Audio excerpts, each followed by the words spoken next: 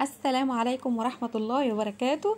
كل سنة وانتم طيبين، كل سنة وانتم في ستر، كل سنة وانتم في صحة وهنا وسعادة يا رب العالمين. اللهم صل وسلم وبارك على سيدنا محمد وعلى آله وصحبه أجمعين، صلاة وتسليما إلى يوم الدين. إن شاء الله النهاردة هنعمل محشي، هنعمل محشي حلو جدا. هنعمل محشي غير المعتاد، هنعمل ورق خاص. تمام. ورق خاص بيبقى جميل جدا لما تعمليه ني في ني. طب يعني ايه ني في ني؟ هقول لك ني في ني هتجيبي بصله كبيره او بصلتين وتخرطيهم وتحط عليهم كل التوابل اللي موجوده عندك. معلقه ملح دي كبيره علشان انت هتملحي اكلك بيه، ومعلقه صغيره من الفلفل، وزيها كزبره، وزيها كمون، وزيها شطه وكبابريكيا وبهارات لحمه، كل البهارات اللي عندك. هتقلبي كل ده كويس وتحط عليهم بقى البقدونس والكزبره والشبت. حلو الكلام، كلام جميل.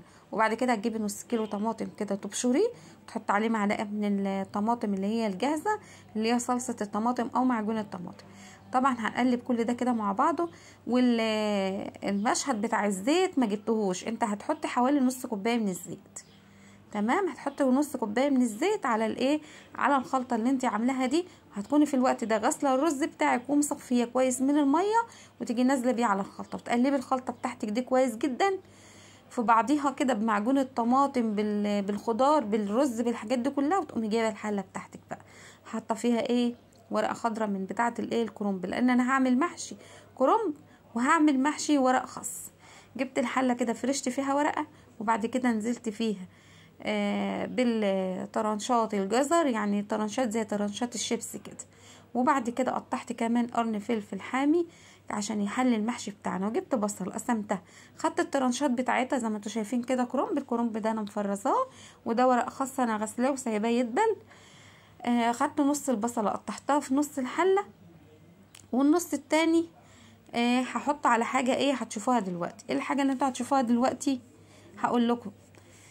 انا دلوقتي بلف ورق الخاص زي ما انتوا شايفين كده، بوريكم طيب احنا هنعمل ايه في الحله اللي احنا عملناها ديت يا حنان؟ عايزين نشوف هنعمل فيها ايه. هقول لكم هنعمل فيها ايه. بعد ما قطعت بقى طرنشات البصل كده، عندي نص فرخه كانت في الفريزر، قلت لها تعالي قطعتها كده قطع صغيره زي ما انتوا شايفين، وهحطها على البصل والطرنشات والجزر والفلفل.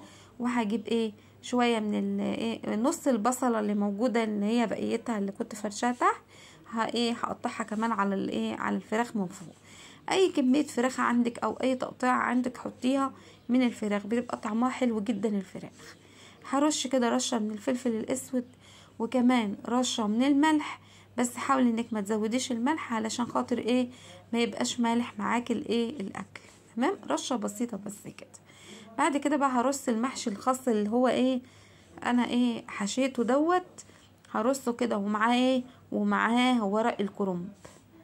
تمام. هتاكلي المحشي ده جميل جدا جدا جدا، وريحته تجيب من 7 بيت. ني في ني، مش متسبك، مفيش حاجه فيه متحمره، الزيت محطوط له ني، كل حاجه ني في ني. طب هيبقى حلو، جربيه على ضمانتي، وجميل جدا وحلو جدا.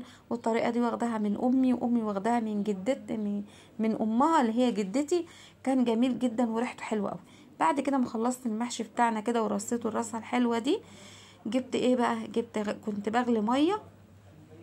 علشان الميه المغليه ديت هقول لكم علشان هجيب كده معلقه من الصلصه. انا بظبط الحله علشان الفراخ اللي تحت. هجيب معلقه من الصلصه ومكعبين من مرقه الدجاج. انا ما حطيتش خلاص ملح، انا استبدلت الملح بمرقه الدجاج. طب هتحطي مرقه ليه؟ انت في فراخ في المحشي، مفيش مشكله، هيخلي المحشي بتاعنا طعمه اجمد واحلى في الطعم. هحط الميه بتاعتي اللي انا بسقي بيها المحشي على اخر صبع في الحله، تكون الميه بتاعتي حطاها دي ظبطت الميه بتاعت المحشي. تمام. بعد كده هجيب طبق صيني كده، هحطه على المحشي من فوق علشان المحشي بتاعنا يستوي ويبقى حلو كده وما شاء الله عليه. اللهم صل على النبي عليه الصلاه والسلام. محشي طعمه تحفه. الكاميرا اساسا ظلمه لونه، ظلمه والله. كمان خرجنا بقى خرجنا الفراخ وعملنا لها افراج. الفراخ اللي كانت في قعر الحله اللي هي كانت تحت المحشي، طعمها جميل جدا جدا جدا جدا.